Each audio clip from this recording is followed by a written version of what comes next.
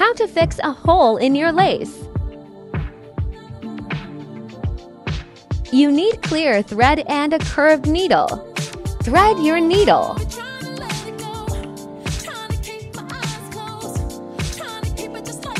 Pull the needle through the opening of the thread. Make sure you don't pull too hard. Repeat once or twice depending on the size of the hole.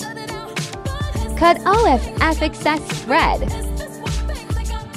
Be careful not to burn the lace. You just want to melt and flatten the thread.